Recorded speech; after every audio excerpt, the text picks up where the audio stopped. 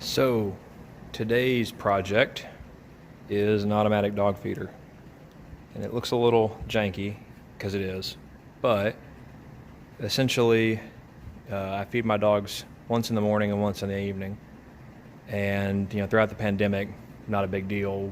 My wife and I weren't traveling anywhere, who cares? But that's picking up now. We're planning on going some places, and while we will have someone come and check on the dogs, we don't want them to have to get up, come in the morning, feed them, come in the evening and feed them, because my family lives about 20-30 minutes away. So that's just a lot to ask of somebody. So the goal with this is to be able to create a device that will feed the dogs on a schedule that I set. And basically, I'll also build a similar thing for their water, just with a toilet valve, a lot simpler. But for this, I have a lot going on. Well, a lot for me. I don't normally manufacture things this large, well, this complex. So, you see the conduit sticking out. How this is going to work is I've got they're auger bits, the Archimedes screw or whatever you want to call them, in this pipe that I've cut these grooves out on, or slots out on. And on the bottom of this, you can't see it, but I've got another slot cut out for a motor to drive these both. All right, I finished up one of the feed units here. So it's just a 2x4 conduit auger bit.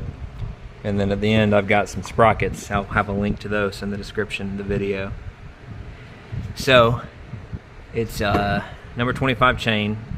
That will probably be fine.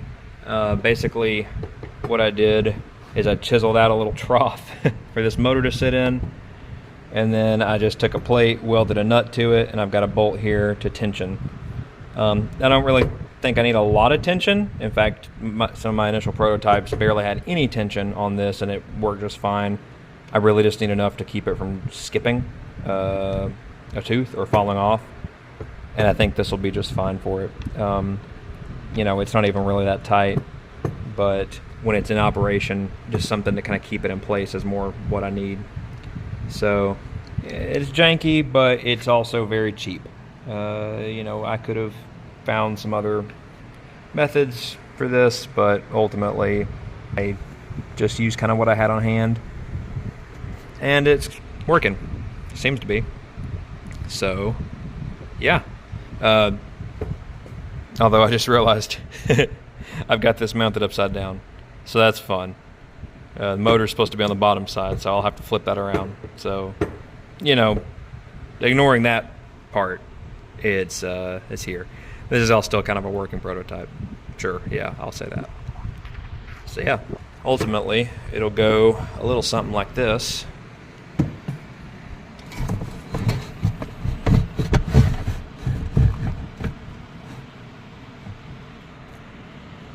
And then, that'll be screwed in to the sides there. And then, food will come out that side.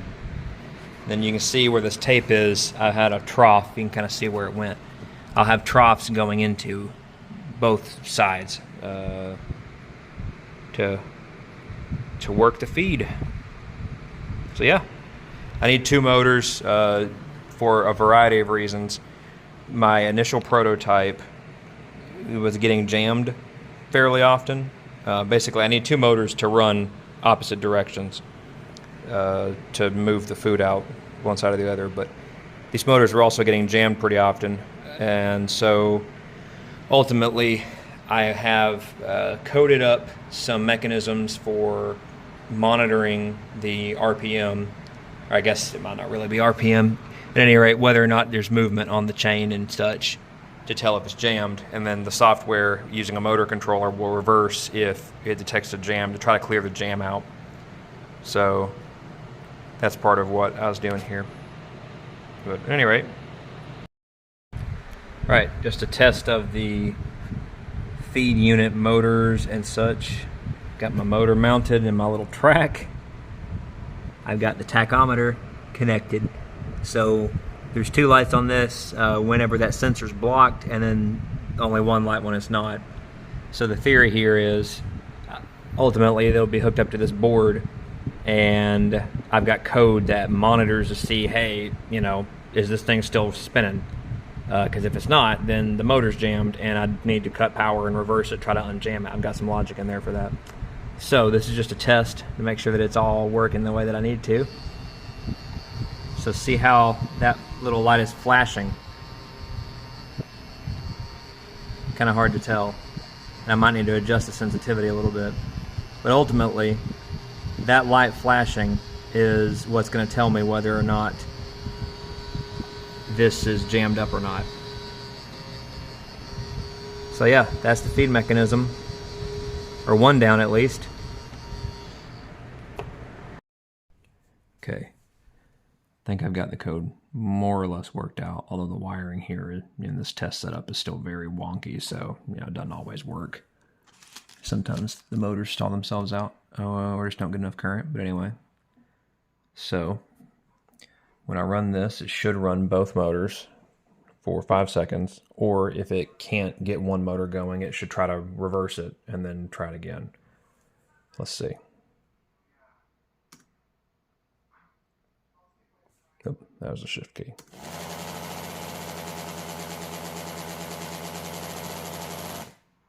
All right. Excellent. So ran them, monitored them as you can see, and then timer exceeded, didn't detect a jam, good to go. Just continues on. So if we try that again, but this time I jam one, it tries to run backwards and then continue. As you can see, it stores the time remaining on each one, and then whenever it tries to unjam it, if it can unjam it, then it just resumes for the amount of time that it had left. So yeah, and as you can see, motor left, I've got them reversed. It's actually the motor on the right, the way that I'm looking at it from the camera here. It ran, no jam detected during its time, good to go, whatever. Motor right did jam, tried to unjam itself, and then resumed.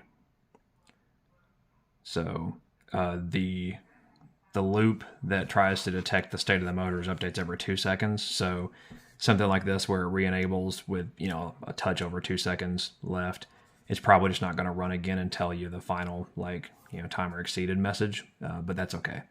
That's more just for debugging than anything. So yeah, I think that this part's done.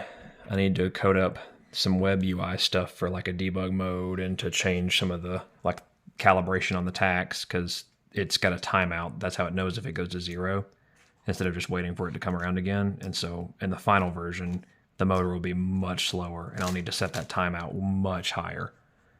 But base logic seems to be ready to go.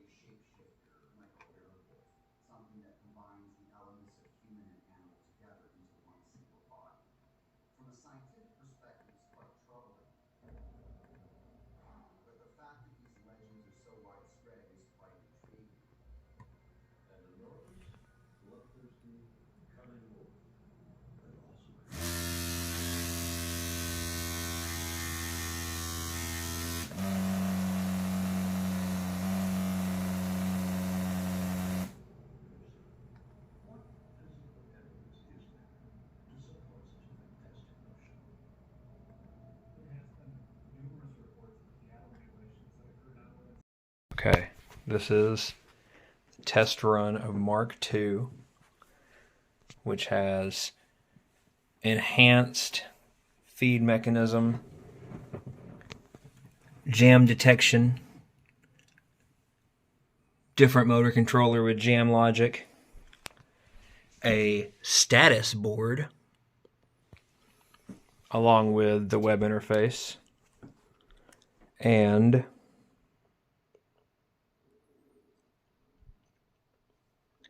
diagnostic capability.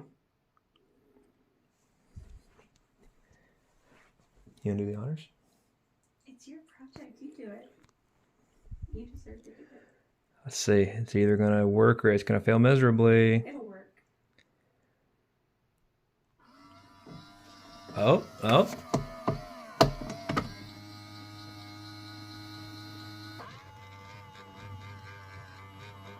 Okay. All right. Okay, let's go.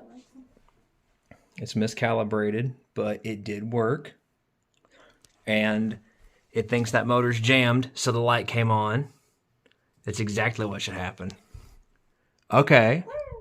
All right. This is Mark II of the automatic dog feeder saga. Yeah, I hear you. I've redone the interior here. Got this thing in the middle now so that food can't accumulate here. And then instead of having one solid pipe, I actually split it into two. Now I've got two motors. And I made these, all this out of the lids to some Tupperware, or some, not Tupperware, Rubbermaid containers that I don't use the lids for. And then just kind of screwed it in along the way. I've got that wood block to kind of keep these pipes centered, give it a little more strength. And then the one thing that I was trying to solve for was how do I keep mice from crawling up in this. I think this will work. So what I did is I just put a 90, so you know, mouse is gonna have to crawl upside down all the way here. I'm sure they can do it, but they've also got to get through the dogs. So there's that. This revision 2 has integrated sensing for whether the motor's jammed or not, and if it is, then one of these lights will turn on. And I've also put a solar panel into the wiring harness. So still not sure if that's working or not, but we'll see. So yeah, it should be ready for its trial run.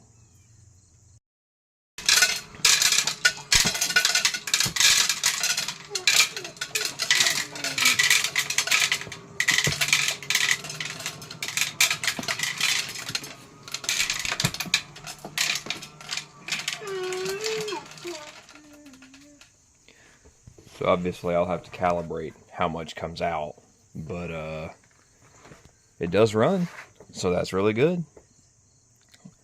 It even has, I missed filming it, but it also has an alarm. So it beeps as it feeds, so they know it's feeding time. I need to calibrate that though, because there should have been an alarm that sounded a minute in advance of the feed session. So we'll see how that works again. But inaugural run, it did not jam. It has plenty of food in here on top. My initial revision, a problem it was having was that it would jam if you put too much on top of it, but I've redone the gearing in it, so that really helps. And yeah, it ain't the prettiest thing in the world, but it does seem to work.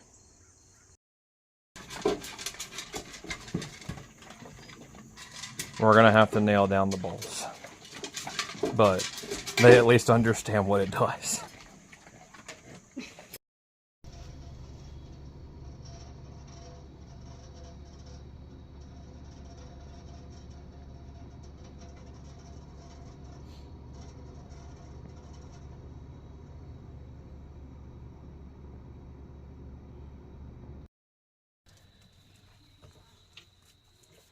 So this is kind of an epilogue to the dog feeder build saga. It's been running about 6 weeks solid. Not had any problems. You can see I did skip the solar charger and just plugged it in to a float charger that I got from Harbor Freight to keep it charged up. So that's a lot better. Yeah, I hear you. And I did build these little bowls. So So I made these. Hello. So as it feeds, it scoots it down, because one thing that they were doing was bumping their heads on the little feeder. You can see this stuff, it's actually sticky. It's called tanglefoot. It's used to keep down. It's used to keep ants out of trees and stuff, but it also keeps ants from being able to crawl up and into the feeder. So, see, it's just about out of food. It'll hold about one 50-pound bag of dog food. And that's lasted, like I said, probably 5 or 6 weeks so far. That's just paint. I put weather stripping around this, sealed up all the holes, and situates it down nice and good. And then in here, that's the little door to the internals. I put weather stripping to keep the ants out. I had ants getting in it at first, and that has kept the ants out of it, which is awesome. And so is the spray foam. So it's not pretty, but it does work. It's worked pretty reliably. This right here is some more of that tanglefoot stuff. You can see ants and stuff get caught in it, so they can't get up in it. And yeah, it's been doing a fantastic job. Kept them fed all while we were gone. We were gone a week, and I've got a camera up there that watches it. So down, whenever it feeds, it detects it, and then I can validate that it fed. So like I said, no problems. The only problem is that the one that just went in that dog house can't always hear the little siren. So I've got that security camera, which can be set on a schedule to ring a much louder siren, and so he wakes up and comes and eats breakfast. Because if he doesn't eat, she will eat twice, won't you? So that's really been the only struggle. The only other thing, I did have it where it would text me after it fed, and I don't know if it's something with my firewall rules or what. I could not get that working again. But that's not a big deal because I have the camera. So, not perfect. I have another firmware revision that I might one day upload to it. It's kind of a pain to get in there and take all that apart and re-flash some new firmware to the board. But minor stuff. Fixing the text bug is the big one, but also changing some of the logos. I came up with a name. This is the Dog Diner Duo, so it's not just automatic dog feeder. So there's some revisions that could be made, but ultimately it doesn't matter that much. This works just fine, and like I said, it's been working well. So overall, I'm really happy with this project. I love using those ESP32s. They're awesome. You can do a lot of cool stuff with them. Learned a ton from it, and yeah, definitely would recommend if you need especially a double dog feeder, trying this design out. So I might post my code to a GitHub or something. It's awful, but it does work. So yeah, that's how this project has gone. So until next time.